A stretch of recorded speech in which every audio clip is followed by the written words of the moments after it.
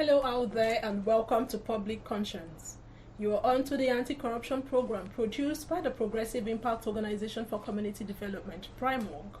PRIMORG is a civil society organization working to promote good governance, participation and accountability in Nigeria. I am Adaobi Obiabumo with my colleague Esther Bassi. A warm welcome to the program wherever you're listening to us. On Public Conscience, we seek to evolve a corruption-free society through the amplification of investigative corruption stories by our partner media organizations and by alerting citizens and the government to their democratic actions against it. We equally promote integrity by amplifying rare cases of the display of honesty by public and private individuals in the course of their normal activities. We appreciate the MacArthur Foundation for supporting the production of this program. Normally, the airport is a road to several parts of the world. It is also meant to be the window through which visitors view a country. Sadly, in Nigeria, notable airports are increasingly becoming breeding grounds for touts and officials whose primary aim is to fleece air passengers at the slightest opportunity.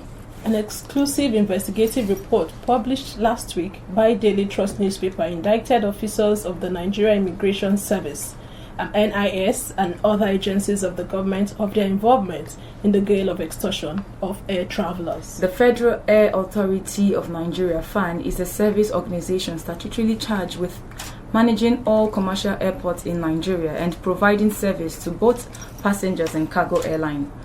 FAN said it is aware of the ongoing extortions at the nation's airports and had before now stressed that whoever is found guilty will not work at any airport again. Also, the Nigeria Immigration Service, NIS, had hitherto taken disciplinary actions against some of its officials involved in the extortion of air travelers, but the disturbing development is the extortion of unsuspecting Nigerians at airports across the country is still rife. Today's program will look at the devastating effects of extortion by officials at Nigerian airports and the need for the federal government to prevent further extortion of both Nigerians and foreigners at airports across the nation. We invited the Nigeria Immigration Service and the Federal Airport Authority of Nigeria, FAN, to join us, and hopefully they will be part of today's program. But for you out there, what has been your experience at our airports? Have you experienced any form of extortion before? Why do you think curbing extortion at Nigerian airports has become a daunting task for the authorities despite all efforts? What more do you think the Nigeria Immigration Service can do to reduce extortion by its officials to the barest minimum? How can the Federal Airport Authority of Nigeria better manage airports across the country? And how can citizens help in stopping corruption at Nigeria airports? Be ready to join us through phone and text messages during this conversation. The WhatsApp phone line to send your message is 0902 265 6167. That is 0902 265 6167. Please indicate your name and your location when sending your message. This number is for messages only. Please begin to send your messages as soon as possible to 0902 265 6167. That is 0902 265 6167. We will give out the numbers to call shortly. If you just joined us, we are discussing an exclusive investigative report published last week by Daily Trust indicting officers of Nigeria Immigration Service and other agencies of the government of engrossment in extortion of air travelers. According to various reports, extortion is common at Nigerian airports and passport offices, where officials frequently ask passengers and applicants for tips or inflate the cost of their services. But joining us in the studio to discuss extortion of travelers by officials at Nigerian airports and possible ways to overcome the menace is an investigative reporter with Daily Trust, Usman Bello Balarabi. You're welcome to today's episode of the program. Thank you. It's nice having you here. We also have in the studio a public affairs analyst, Prince Kelvin Fineface. You're welcome. A pleasure. Okay, we'll start off with Usman Balarabi. Could you give us, tales of extortion at Nigerian airports are no longer new. Could you give us an overview of your report and why Daily Trust deemed this investigation important? Well, I think our work as a journalist, I think, lies in the aspect of what people do or what people say. And most importantly, journalists, we are known for holding people accountable. We are the watchdog of society. We are the voice of the voiceless. and the hope of the hopeless. So this investigation was motivated having learned about the public outcry, the people's concerns regarding the issue of alleged extortions. And that was why this investigation was conducted, in order to bring sanity in the system, to protect the image of the agencies involved, as well as to protect the image of our country. Because the issue of extortion is something that affects not only the agencies or the institutions or the people of Nigeria, but also it affects the reputation of our country. Because like you said, the airport is the first contact place where like you said, the airport is the first contact information, the first contact place where people traveling to Nigeria will pass through. And whenever they experience something bad or negative, that projects the image of our country in a negative light. So this investigation was done in order to bring about positive and progressive social transformation in Nigeria, to hold people accountable and to bring sanity in the system, as well as to end the menace of issue of extortion, among other things. Okay, in your report you mentioned Abuja and Lagos airports. Which of the airports did you actually focus on? Well, I focused basically on Abuja and airport because, you see, it took a lot of time to identify victims of alleged extortion. Of course, we identified some, while some had declared interest to talk and speak up, but eventually they refused, maybe perhaps because they were afraid. So, based on those who were able or who were willing to speak, these are people who experienced extortion at Lagos Airport and Abuja Airport. So basically, based on our investigation, we learned that this alleged extortion usually happen in international airports, where international travelers, people travel overseas. It usually happens there. So Lagos and Abuja was the focus of this investigation, because usually the people or the victims we identified were from experienced such alleged extortions in that airport, and that was why we focused on that. Okay, could you give us throw more light on some of the facts you gathered, your findings? Well, based on the investigation, I think one or two things that stand out is the issue of how the NIS officials allegedly extort passengers, like the techniques they use. Investigation is always about unveiling something new. It's always about revealing something that is hidden and exposing an act that is perhaps deemed to be illegal, and which sabotages the reputation of the country or puts the image of the country at stake. So I believe, based on that investigation, we were able to reveal the techniques used by especially the immigration officials and how they extort passengers. That is basically, when you read the investigation, you realize there is something they call the virgin passport technique. The virgin passport technique usually is an extortion technique used by the immigration officials at various airports, especially international airports, whereby they exploit or extort passengers who are first-time overseas travelers, people who have no record of traveling overseas. So usually, based on the investigation, or let me say, based on the the victim we interviewed, he revealed or he explained to us how these techniques were used.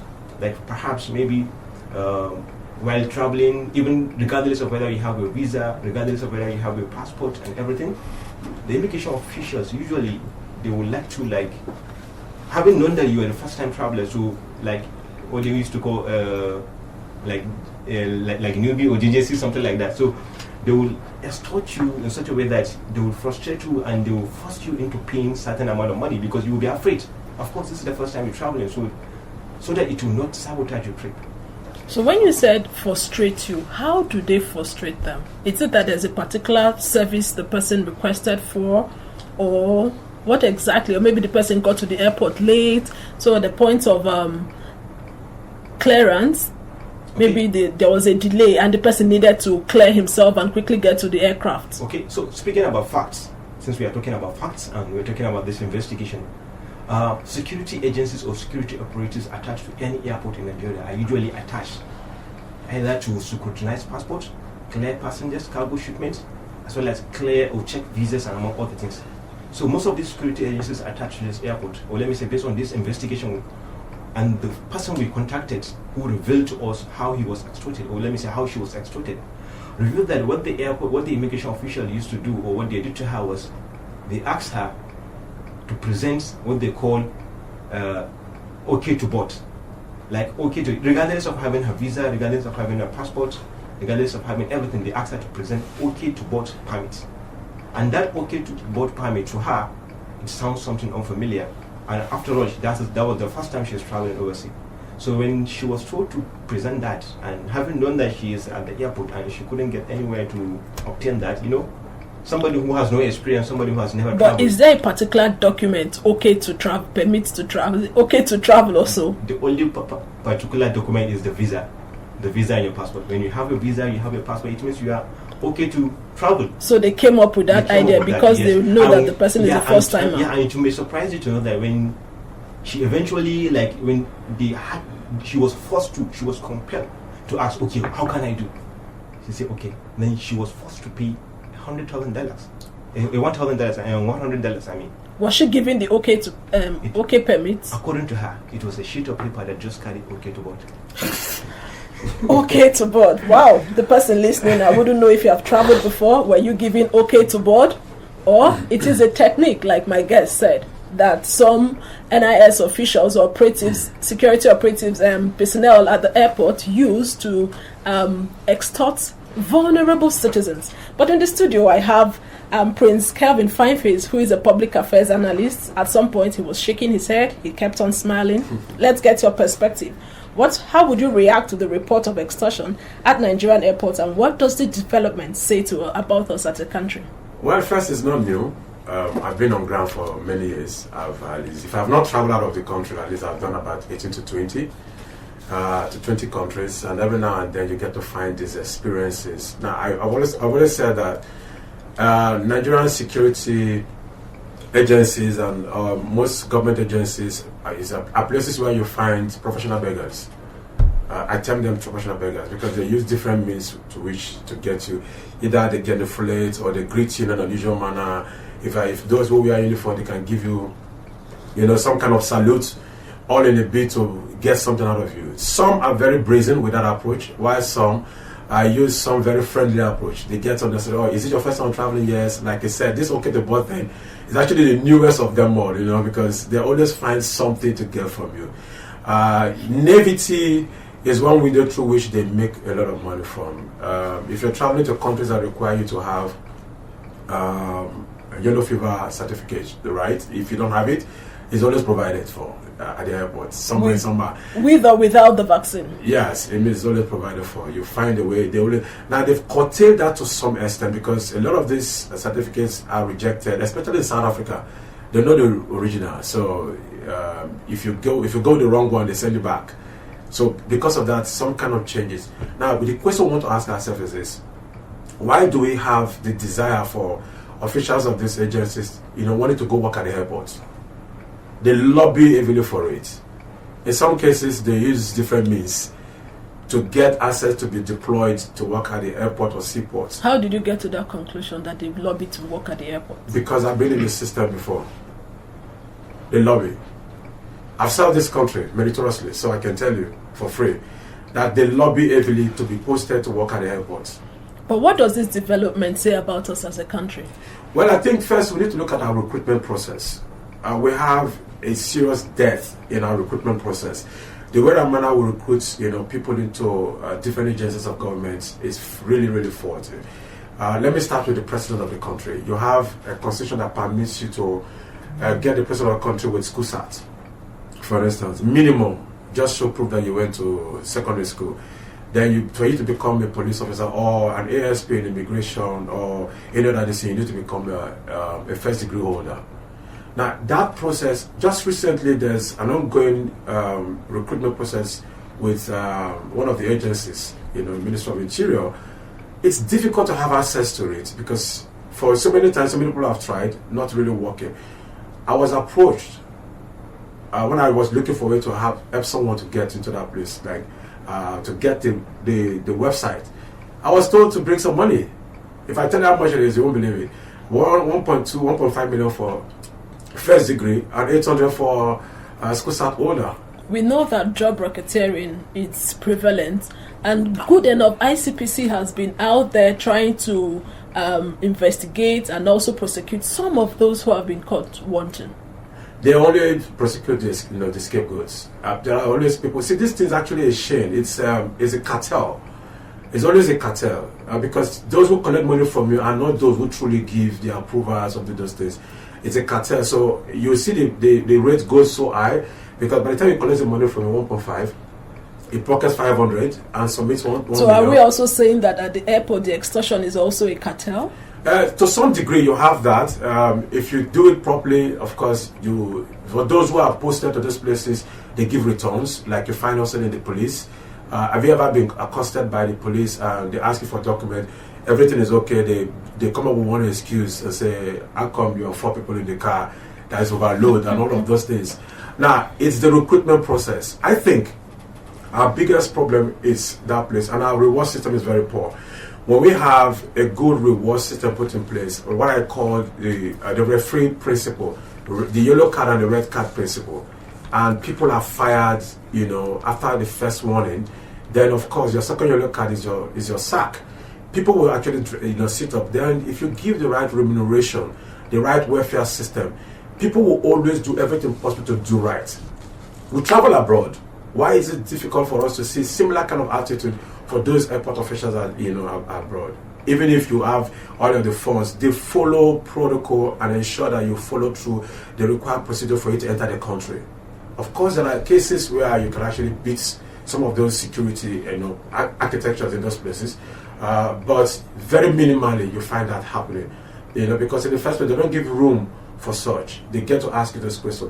Why would they be asking me where I'm traveling to and getting to know how the trip? I come back from my trip. How was your trip? Anything for us? You become unnecessarily friendly just because you wanted to get. So if you look through my items, you can turn the offer down. You can say no. Yeah, but you can turn the offer down. But because sometimes they take so much of your time, you're forced to become generous. Not because you want to be generous.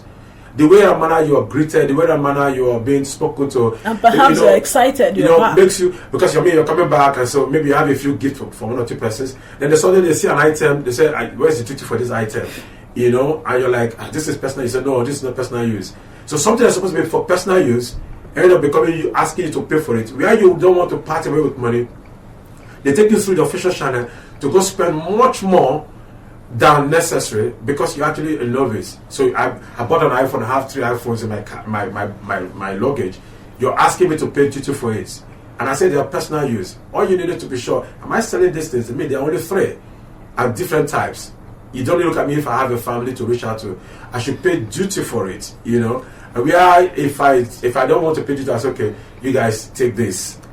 Right? Okay. And that's how that's the stop tool extortion. Yeah, that's how we contribute to such level of extortion that takes place because we are being compelled, coerced, manipulated, and in some cases, they like a man who's looking at who's trying to woo a woman, he uses all types of a sweet tongue to get her attention to it. And so that's it. Okay, so with what you've said, it is obvious that Nigerians are groaning under these sharp practices at the airport.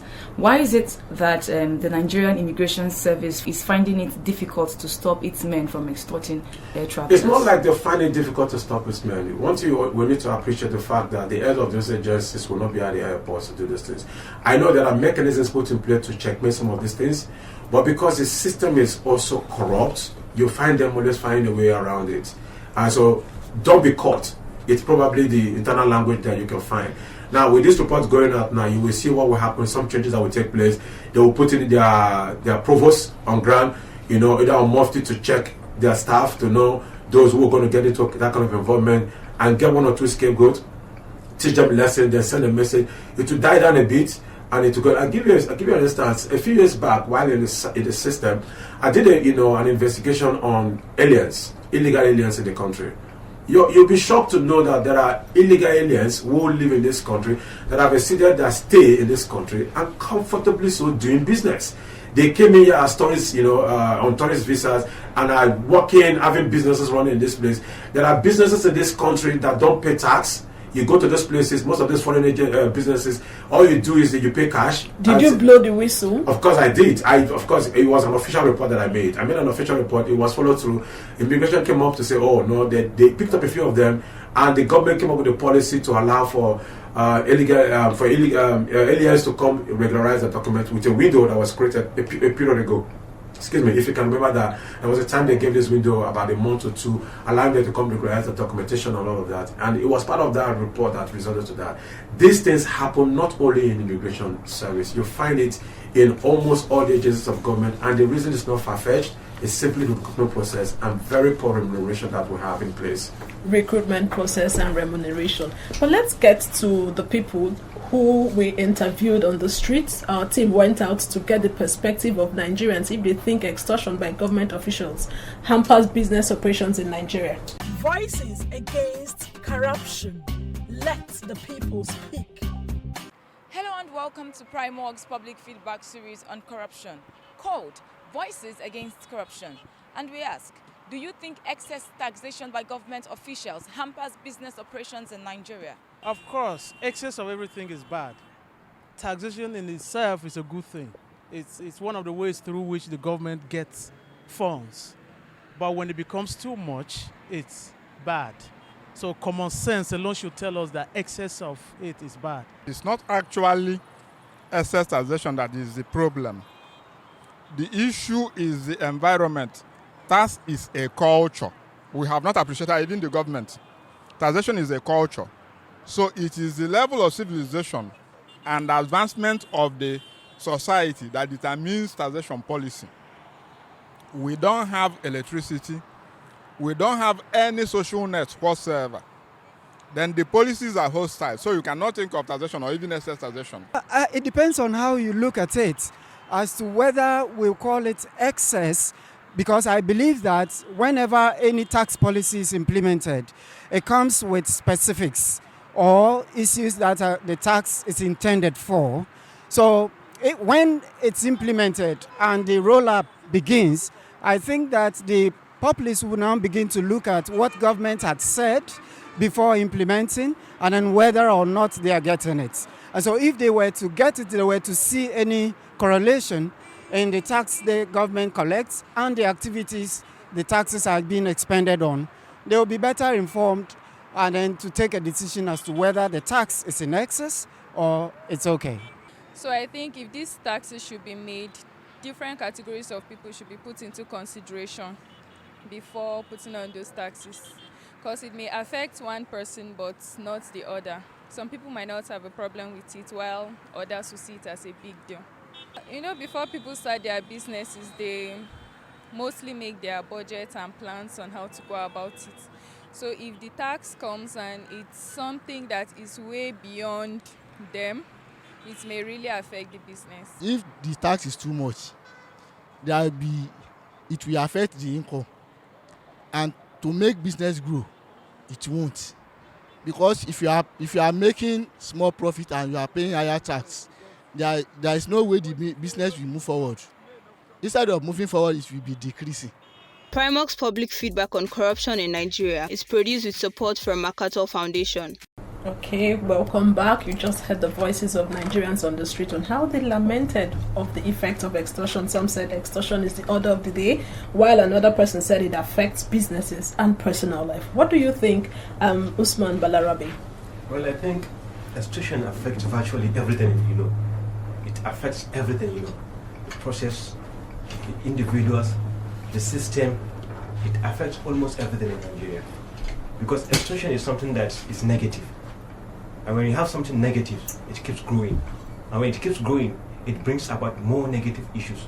More issues surrounding it, influence people, it changes people's behavior, and it even forces people to react in a negative way.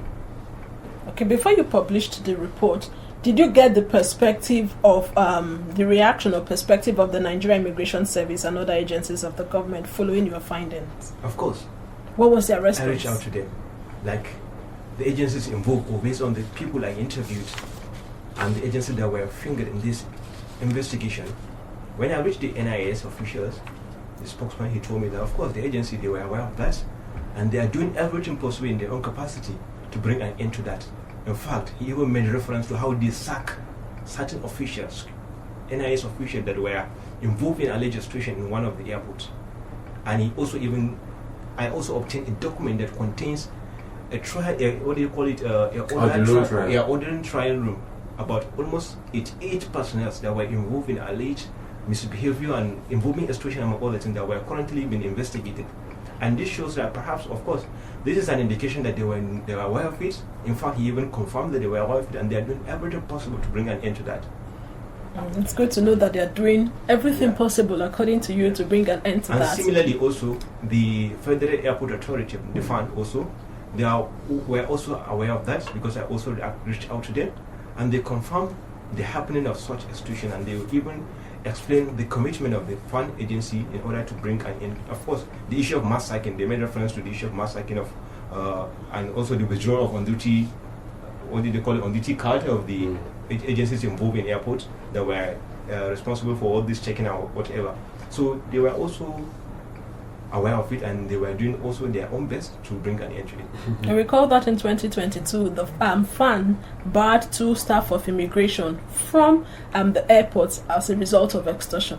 But moving to the National Bureau of Statistics report, which looked at corruption, the National Corruption Survey, where in 2016 the report pegged corruption and prevalence of bribery in the public service at 32.3%. Then in 2019 it went down to 30.2%. But there's a report in 2017 that states that Nigerians are willing to give bribe to speed up procedures, receive preferential treatment. How would you react to that? We talked earlier, we talked about the system. It's a systemic issue. Sometimes I think it's also part of our innate system, because you get to an environment and you want things to work for you. One of the first things you do is to be able to see how you can induce. Inducement and collection actually work pari passu, so they work together. And the reason it's not far-fetched is because the system is warped, it's corrupt, it's not working. I think it's designed to make things difficult for people to be able to do, and that comes with the recruitment process. I always get to this point, you know why? Because when people are professionally engaged, based on merit, if people are employed based on merit, and the system have the right remuneration, if you have a good reward system put in place, what it simply means that anyone who gets into an office will do right. Why don't you find the same thing, the same type of corruption thing, in areas where you find out that they pay them so well and they function, beautifully well? You go to any government agency, I don't think there's any government agency currently that you get to that you don't find that's corruption thing taking place, either by way of employment, by way of posting, by way of service relationship with the general public. You find that element of corruption taking place. So if you look at your report now, that the figure is given, I think NPS is actually very modest by saying 32% to 30%. It's beyond that. Nigerians are not just only desirous to want to give bribe. Why don't you give bribe abroad? Won't travel abroad. Why do we follow through the system? Why are we on queues? Why do we go through the processes to get things right? Because the system works. If you put a document for an application for any particular license, you know when it's going to come, and they tell you when. As soon as your first document gets in, you'll get a reply telling you when it will be. There's a baseline structure and there's a timeline structure attached to the baseline structure. But we don't have that in this country. You have to, one way or the other, help the system to work. Just like, spending $1.2 to $3 billion to do a monorail, and you now see Nigerians helping the train to move by pushing it. But that has been... the Lagos State government has come out. It's not just about Lagos State government. I'm just telling you, we saw even the Nigerian Railway Corporation pushing their train. So I'm just telling you how the system works. That this thing oftentimes happen in this manner because the system is designed to help people, and that is because of the systemic corruption. The systemic corruption, the recruitment process, at the same time the remuneration that we have in place. Okay. The reward. Thank you so much for that, Kevin Fineface. But we need to get the perspective of the person listening at the other end of the dial to know or share their experience of extortion at Nigeria airports. Esther. Please follow us on our social media platforms at official Primorg. The spelling of Primorg is PRIMORG. And remember that this program is interactive. The WhatsApp phone line to send your messages to is 0902-265-6167. That is 0902-265-6167. This number is for messages only. And what would be your contribution to the conversation? What has been your experience at the airports in Nigeria? Have you experienced any form of extortion before? Why do you think curbing corruption and extortion at Nigerian airports has become a daunting task for the authorities despite all efforts? What more do you think the Nigerian Immigration Service can do to reduce extortion by its officials to the barest minimum? And how can the Federal Government Authority of Nigeria better manage airports across the country? And for you as a citizen, how can we help in stopping corruption at Nigeria airports? Hello, your name and where you're calling us from? My name is Samuel. I'm calling from Kusapula. Samuel, let's hear you. Yes, I'm really interested.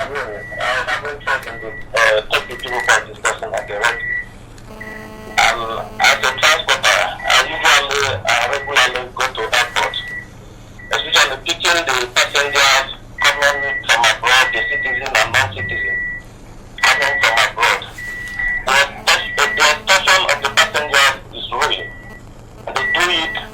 The staff of the agency of government attached to the airport, they do it without impunity. Some can even leave their duty post and follow the passenger, especially when the passenger coming from abroad don't have a phone number, have the don't want to give them the dollar or pound. They follow them from outside in case the driver or their relative that are coming to pick them will have the local currency to give to them.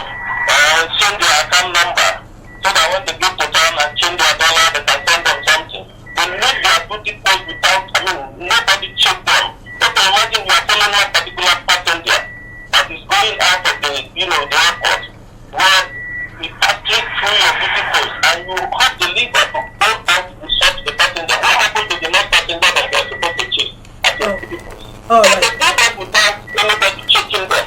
And it's like a normal thing. I go to airport every day to keep my passenger. Okay. And this thing happens every day. Thank you so much for your contribution.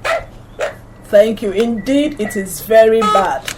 Imagine an officer who is supposed to be at the airport leaving his duty post just to follow a passenger to his car in order to get a lower denomination. Hello. Your name and where you're calling us from? My name is Jibril. I'm calling from Cuba. Jibril, let's hear you in 1 minute.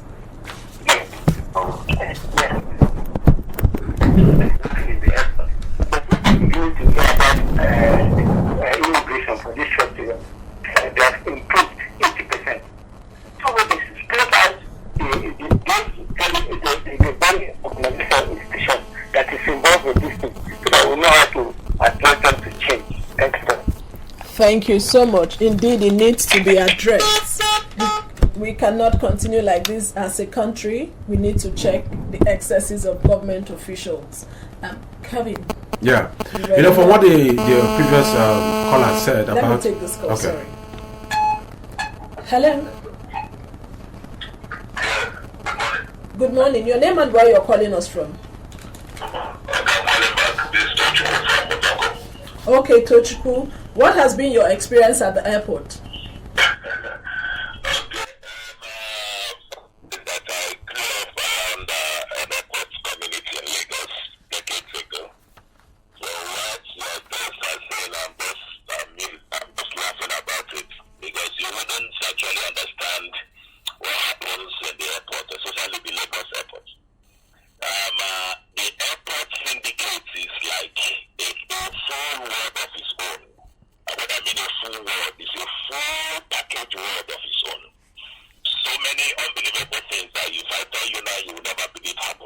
Please just share one experience. Immigration officers, I can get your passport when those days we could have actually reduced now that they are doing this computerized passport thing. You know, then they can get a passport, an active passport with visa, and the same immigration office that did that get that passport, I can change your face if you're a man, put my face on that passport, and I will be deported to a country that has a visa in that passport.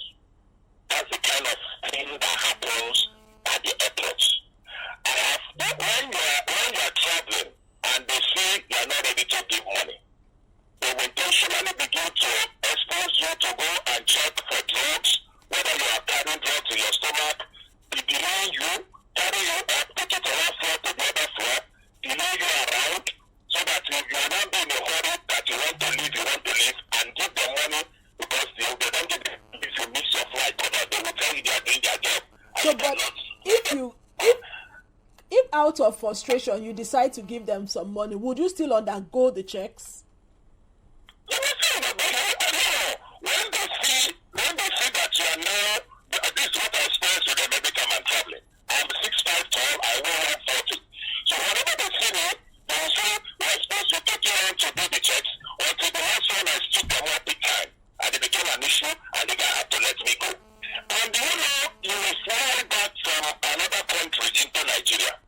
Before you know it, half of the passengers on that plane, you won't see them again. The some immigration officers will pass them through the back, and they will leave. Once you have the money, or you are highly connected, or they see you as politically different, they will pass them from the official place where they first pass through, where they are not able to do money, or you don't have no anybody around there, they will not take you there. If you travel abroad, if you go to Europe, once you're an American citizen, you have a passport that you don't send it out, you start with it immediately. Okay, quick.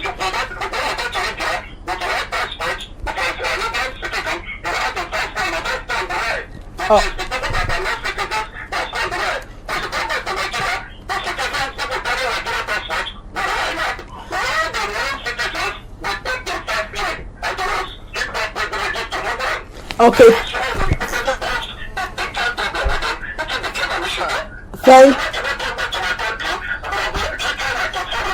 All right. Thank you, Tochukwu.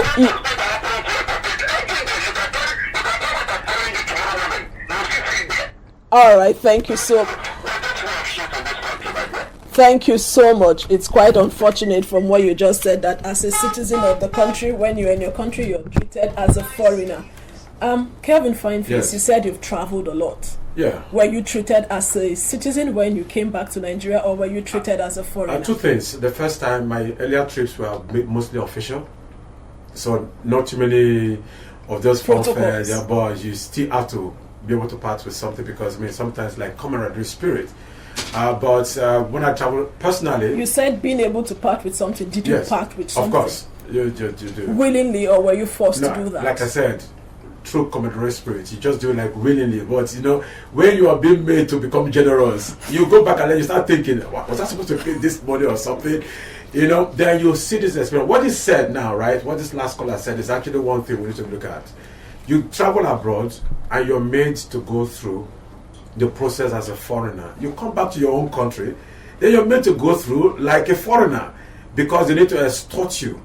So if you're a foreigner, Oyibo, in those days they used to say Oyibo, like they sometimes want to sound like the accent of the place the foreigner is coming from. So if it's an American, you want to be able to, the local official want to use the language like so they can relate more with them. They can relate more, want to speak in that. So even when they don't speak the right English, so it's a common trend. And I think there's another thing also we need to look at also. How do we get our passport? Do you know in this country there are different rates for passport depending on which state you're applying for? Abuja is the most expensive. You go to places like Sokoto, you get it far less. Check the immigration sites. Put in Sokoto as your place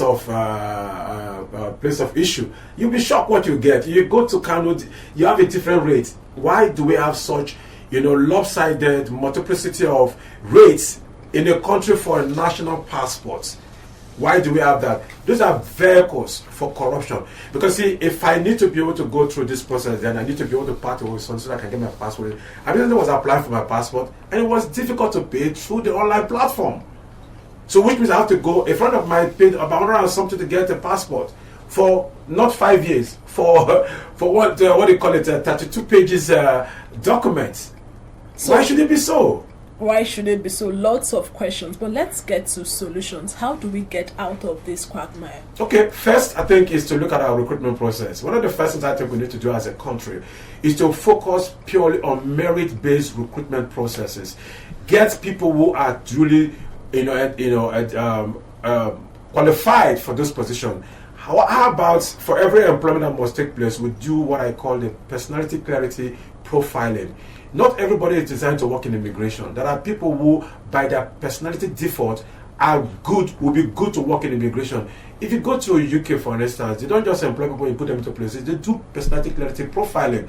The US do the same thing. We need to be able to have that put in place so that we know that this person is fit for police job, or is fit for intelligence job, or is fit for roadside job and all of those things. Secondly, you want to be sure that those that you're employing, yes, we have the quota system we must look at, but the quota system must be based on merit. That if you're going to cover all of this, the state based on federal character, principles, you want to be sure that those you're getting from every state are duly qualified for the job. I had an experience when I got, employed in the federal government service agencies where we were told a particular, height was needed. You must not have flat foot and all of those things. But to my shock, I went for recruitment for training, and I saw people that were even disabled, or the quacks, or dwarfs, and all of those things. That we are far from the criteria that was set. Not only that they were being paid, while I was being trained, while others were being paid. You do those kind of preferences. What it does simply is that you make people who get deployed to start feeling entitled to do things outside of the books. Thirdly, what we want to begin to be sure to do now, we need to look at remuneration. The average, police officer, the average immigration officer are paid far, far less than they work. You cannot be generating so much money and protecting the nation via the contact we have with the foreigners, then you're not giving the right remuneration. How about you create a system, which is actually there, a system where that for the moment you get into the system, for your first 5 years, this is the benefit you get. Your next 10 years, this is what you get. So by the time you work 15 years in the service, you should be able to have an accommodation. Then you should be able to have your kids going to public schools that are scholarship based. Now, when we do things like that, it reduces the pressure with which all of us want to become like the Joneses. Do you know there's what they call the class status syndrome that bedevils every government agency worker? Everybody wants to make sure because the public schools are not working. It's not just the government agency workers. But it's everywhere, right? Because now you have that challenge. Nobody goes to public schools anymore.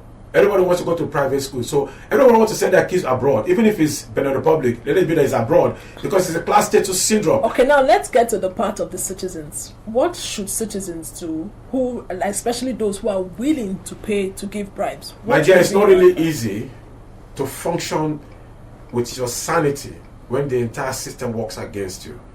Now, there are sometimes you can stand it, like sometimes I do. I follow through the process. And you imagine, I worked in the service before, and I brought my ID card to introduce myself, expert the call, and in some cases they still frustrate me, right? And I sit down and go through the process, and I looked at them like, go through the process. Why? Because now they know this is who I am, so they have to go through the process, or else probably I'm going to report them. You see? So I suffer through such. So citizens are most cases helpless. But what I would say is that if there's any way you can get evidence, if you have glasses that records, put it on record, and get evidence, and let's start reporting people. Now, unfortunately... Do you also think that citizens need to conduct themselves properly? Of course, citizens need to conduct themselves. Okay. But where do we start from? Is from the family, right? What are our family values? Do we as a nation have values with which we inculcate in people's lives? I grew up in an environment where we go to primary schools. We have values being told us. And that's part of what has built up my character today. Are we doing the same thing today? No. Value is essential. Fine face, Kelvin. Thank you for all of that. Let's get to Musa Balarabi. Okay, so going by your field experience, how can airports across Nigeria be cured of sharp practices? If you can do that in 1 minute, because of our time. The security agencies, the service chiefs, I think they need to put a mechanism in place to ensure that whoever is caught in engaging in such acts or in such manner should be dealt with immediately. Okay. And whoever is caught should be dealt with immediately. And also, I think the government is to try to sanitize the process, the entire process, like the issue of this personality check, the issue of recruitment process, among other things, and also to increase the welfare or remuneration of the staff. Because most of the times, perhaps you realize these people they felt maybe they have not been paid well, and that is why perhaps maybe they engage in such things to, like, what do you call it, side hustle, to get an additional source of income. PP. Yeah. So sometimes you realize we are working in a system, people are working tirelessly, people are spending so much effort, staying in the airport, working, but when you realize the pay, you will be shocked. So I think the government needs to work on that, and also need to increase the remuneration of staff, the agency, because they are they are those who protect the citizens and also the country. So they need to be taken care of very well, and also whoever is caught in such practice should be dealt with. What should be your advice to the citizens, people listening to you at the moment? I think the citizens should take it up. Whoever, I think they need to be also disciplined, that whenever they engage in such things, they shouldn't allow the system to push them into being part of it also. Whenever they were in that situation, maybe at the point whereby they need to pay, they shouldn't do that. They should stand against it. Stand against it. Do not give bribes and do not request for one. Esther, we really must go. It's been a robust interrogation. I agree with you, Doctor. Please visit our news website at primorgnews.org, that is primorgnews.org, for all the details of our reports and interviews. Visit our website www.primorg.org to get all the information about Primorg. And you can watch our videos on Primorg TV, our YouTube channel. Please subscribe to get reminders when we have a new post. We sincerely appreciate our guest investigative reporter with Daily Trust newspaper, Usman Bello Balarabe. Thank you so much. And also to the public affairs analyst, Mr. Prince Kelvin Fineface. Thank you all for being here. Merci. Thank you. Public Conscience has the support of the John D. and Catherine T. MacArthur Foundation, committed to building a more just, vibrant and peaceful world. Get more information about the foundation on its website, macfound.org. Join us again here next week for another episode of Public Conscience, and remember to follow us on Facebook, Twitter and on Instagram at Official Primorg. I am Esther Bassi. Remember that birth registration and birth certificate are both free if your child is under 18. Help stop the corruption in birth registration and do not pay for birth certificates. And also remember that you can give us information or hint about corrupt acts through our phone at 0902-265-6167 or info@primorg.org. I am Adawabi Ubiabumo. Stay safe.